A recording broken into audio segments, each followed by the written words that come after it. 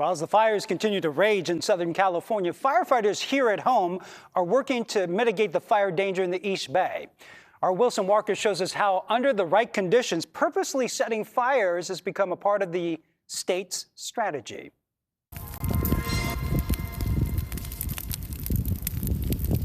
So this crew has been working for a couple of weeks now, burning piled material that we worked on all last summer in this tunnel East Bay Hills fuel break.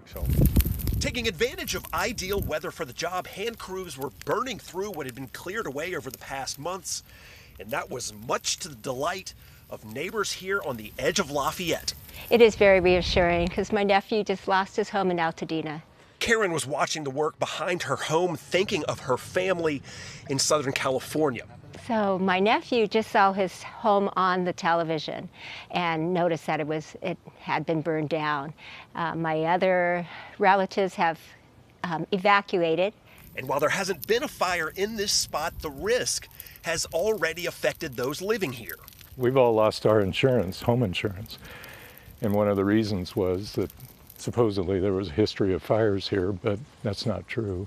Greg Smith says he had to find an insurance provider on the East Coast. It was really a shock to us because it just came out of the blue.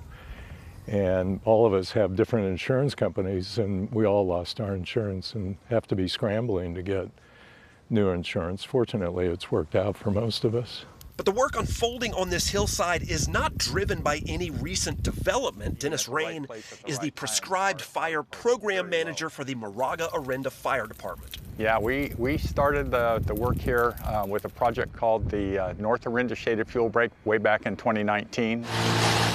We showed you that work when it started back in 2019. You may remember that was Gavin Newsom's very first objective upon becoming governor. He declared an emergency, started purchasing new air resources, and launched a statewide risk management strategy that continues to this day on these very hillsides. But when Rain sees what is happening in the Los Angeles area, he sees something that may eclipse anyone's ability to prepare. When the conditions are right for a wildfire, I feel for the fire crews now that are in Southern California, with those high winds and low humidities and no rain. It's really a tough situation down there. So the work continues to reduce the risk, and that is a job that is never really finished. If you think about it, as soon as you cut vegetation, it will start growing back. So once we put in a fuel break, a shaded fuel break, it's an issue of maintaining that. And it's not just the hand crews out here. They're using cows and goats and mechanical equipment to treat as much of this open space as possible before we get into the summer months. And that means neighbors will be seeing more of these burns as long as the weather allows for it.